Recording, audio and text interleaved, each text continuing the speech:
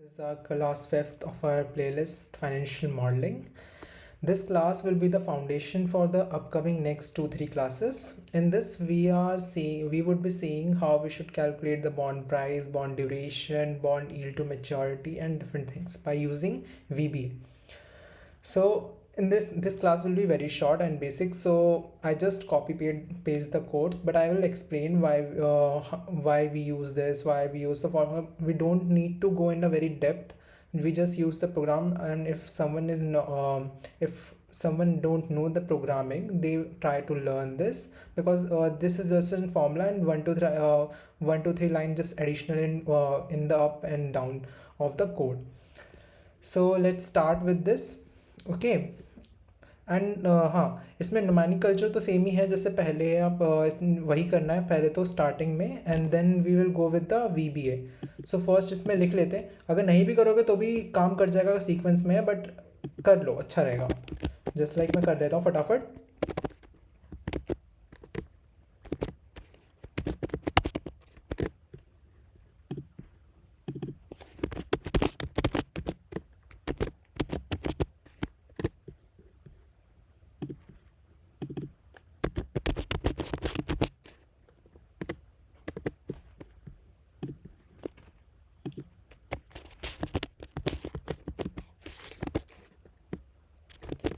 ये नोमेनक्लेचर मैंने पिछली क्लास में भी बता रखा है, काफ़ी क्लासेस में, कि कैसे करना है. इफ़ समवन अगर किसी का एरर हो जाता है इसमें, तो जाके नेम मैनेजर में जाके चेंज कर लेना.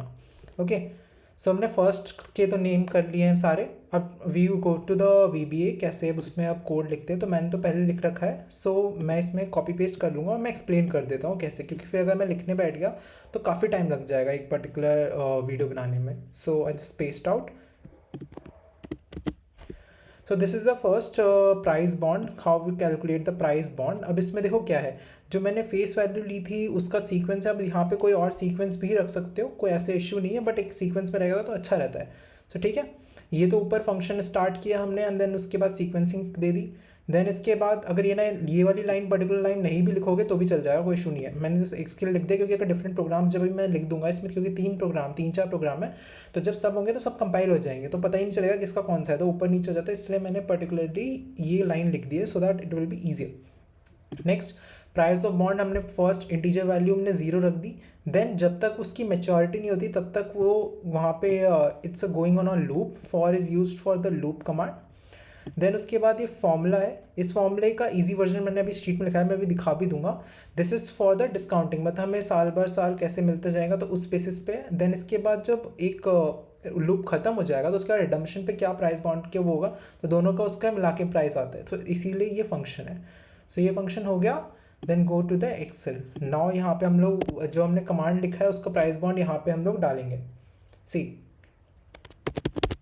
कैसे प्राइस बॉन्ड लिखा. देन इसके बाद गो सेलेक्ट ईच जस्ट सीक्वेंसिंग जो हमने वहाँ पे रखी है, सेम वही सीक्वेंसिंग यहाँ पे रखो. Tab, then the coupon rate,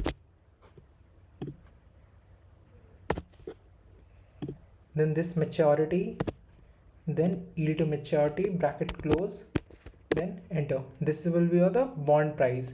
यहाँ से बॉन्ड प्राइस आ गया. Then next move to the bond coupon rate. Okay, so bond coupon rate में जब एग्ज़ाम में भी जब ये शीट मिलेगी तो उसमें भी ये सब डेटा ऑलरेडी प्रेजेंट होगा. जस्ट हमें कोई एक वैल्यू मिसिंग होगी, वो वैल्यू निकालनी होती है. ठीक है, देखो इसमें भी अगर शीट में ध्यान से देखा जाए, सो अगर जैसे बॉन्ड प्राइस है तो इसमें बाकी सब वैल्यू गिवन है, बस बॉन्ड प्राइस निकालना है. नेक्स्ट वाली शीट में अगर बॉन्ड कूपन रेट मिसिंग है तो बाकी सब वैल्यू बॉन्ड प्राइस गिवन है, एंड ऑल सब गिवन इन डेटा है. So next move on to next bond coupon rate. Okay, इसमें पहले से मैंने सेलेक्ट कर लिया था, सो इसको मैं हटा देता हूँ अभी के लिए. ठीक है, नेक्स्ट अब लिखते हैं bond coupon rate. Go to VBA, then another add module. ये मैंने सिखा रखा है कि मॉड्यूल कैसे ऐड करते हैं. Next add to bond coupon rate. See bond coupon rate का मैंने वो लिख दिया. अब इसमें देखो क्या है, बॉन्ड सेम एज जो मैंने सीक्वेंसिंग बोला था, फंक्शन स्टार्ट करके जैसे आपकी सीक्वेंस में आपके वो लिखे हुए फेस वैल्यू एंड ऑल, उसमें ऐसे लिख लो. Then this line has no use, just as for the explanation, क्योंकि कंपाइल ना हो जाए. And next the bond coupon bond का फॉर्मूला. इसमें हम डायरेक्ट फॉर्मूला ये यूज़ कर लेंगे। इसकी मैंने एक और इसमें शीट लगा रखी है, मैं दिखा देता हूँ कौन सी शीट है, वरना ये फॉर्मूला आप याद कर लो, it will be very easier. तो इसमें नथिंग है, जस्ट कि आपका क्या कूपन बॉन्ड का रेट होता है, उसके लिए फॉर्मूला जो यूज़ होता है वही वाला यूज़ किया हुआ है, just in Excel form. Okay, so let's move on to Excel.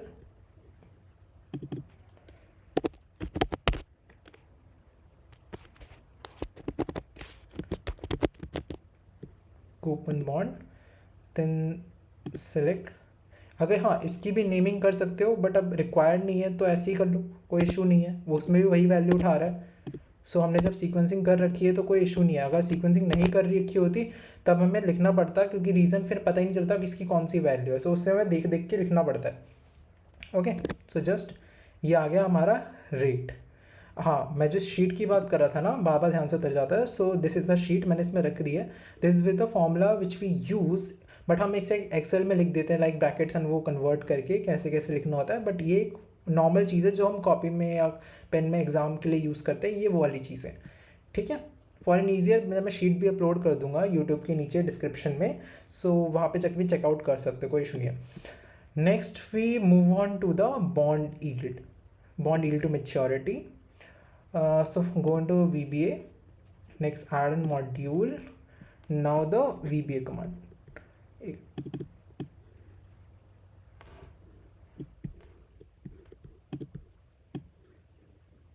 एक सेकेंड, हाँ ठीक है। So this is the command, I will explain, wait. So prices, इसमें हमने फंक्शन स्टार्ट किया, सेम सीरीज वही वाली फंक्शन सीरीज है, बट यहाँ पे मैंने डबल भी यूज़ कर रखा है। इसको नहीं यूज़ करोगे डबल एज डबल तो यहाँ से भी यूज़ मत करना। ये बस एक फंक्शन का एक तरीका होता है कि एज डबल लिखने के बाद साइकिल फ्लो कब तक यूज़ करनी है उसके लिए होता है। सो नहीं लिखोगे तो भी चल जाएगा। देन द कैश फ्लो, हम इसमें बॉन्ड यील्ड को यूज़ करने के लिए हम लोग एक्सेल का IRR फंक्शन यूज़ करने वाले हैं। इसमें कैश इनफ्लो भी होता है, कैश आउटफ्लो होता है, तो cash inflow price and then maturity को हम यूज़ करने वाले हैं। दिस इज़ द हमारा डिस्काउंटिंग कैश फ्लो सिस्टम, जिसमें हम जैसे पैसे आ रहे हैं उसके लिए होता है, and then it's for the maturity. किसी भी प्राइस को निकालने के लिए हम लोग इसमें बॉन्ड में हम एक डिस्काउंटिंग वाला यूज़ कर रहे हैं, जिसमें पैसे हम निकाल रहे हैं, एंड देन द मेच्योरिटी में जो वैल्यू आ रही है उस बेसिस पे हम कर रहे हैं। ठीक है, दो, एक अगर लूप क्रिएट हो रहा है तो लूप एंडिंग के लिए एक अलग फॉर्मूला है, तो इसके लिए। ओके, एक सेकेंड, हाँ। देन वन मोर थिंग, हाँ ये तो हमने कर लिया कि कोई लूप स्टार्ट हो रहा है, देन उसकी एंडिंग हम लोग इस चीज़ से कर रहे हैं। नेक्स्ट है I for the integer one is the value, integer one value till the maturity जो हमने गिवन ही डेटा में वहाँ तक जाएगा this formula, and then ends. Now यहाँ पे एक चीज़ देखो, हमने यील्ड बॉन्ड के लिए IRR फंक्शन को यूज़ करने के लिए व्हाट वी डूइंग इज, हम यहाँ पे ये चीज़ वर्कशीट फंक्शन लगा रहे पहले, उससे पहले। अब ये कैसे लगता है, एज इन तो मैं यहाँ पे यहाँ पे तो लगा हुआ है, बट फॉर एन एग्जांपल अगर मैं लगाऊँ, मैं दिखाने के लिए लगा रहा हूँ कैसे ये आता है। ये देखो यहाँ पे एक टैब खुल गया, तो यहाँ पे आप सर्च करोगे ना वर्कशीट, देखो यहाँ पे आ जाएगा, सी यहाँ पे आ गया, देन .IRR यहाँ पे शो करने लग जाएगा। वेट,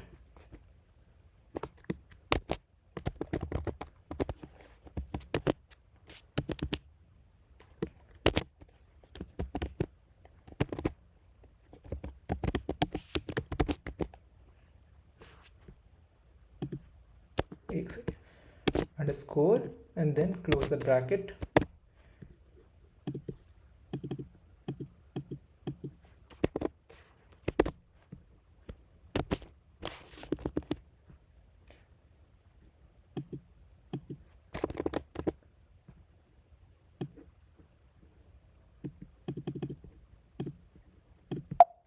मे बी वो डबल टाइम नहीं ले रहा हूँ, कोई बात नहीं, बट हाँ ये IRR इसके बाद ही आ जाता है, तो क्वेश्चन नहीं।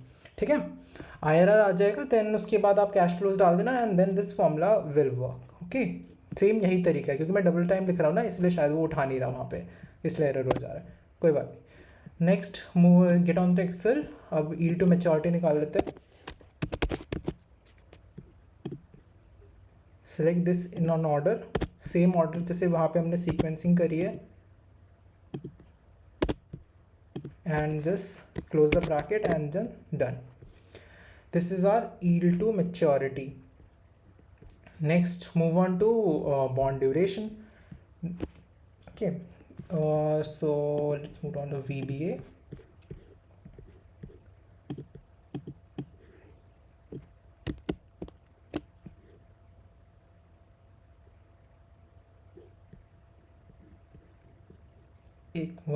Wait a minute, एक second.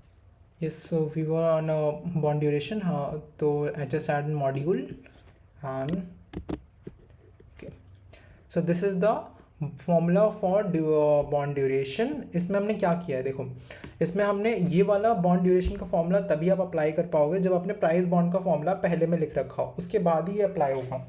सो हमने यहाँ पे सेम वही प्राइस बॉन्ड का सेम सीक्वेंसिंग फॉर्मूला लगाया, देन ड्यूरेशन अभी 0 टिल फॉर लूप फंक्शन लगाया, then 1 to maturity, then bond duration का फॉर्मूला लगाया, देन उसके बाद हमने नेक्स्ट आए टिल उसकी रिडम्पशन हो जाए, तब तक के लिए फॉर्मूला वो हुआ, एंडिंग हुई.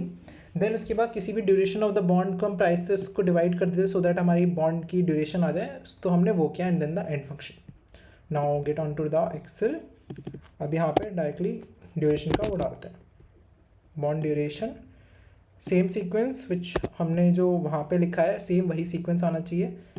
देन ये, then maturity, then yield to maturity, bracket close and done. This is the whole sheet. ये बहुत बेसिक थी, बहुत शॉर्ट भी रखी है मैंने इसीलिए.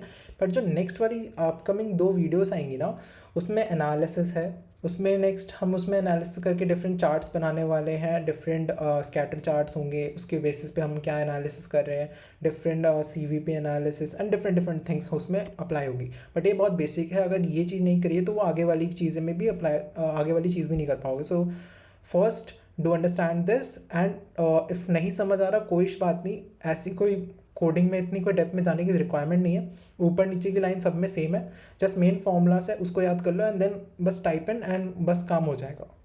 सो this is all for the today class and next subscribe my channel and let's meet in the next class.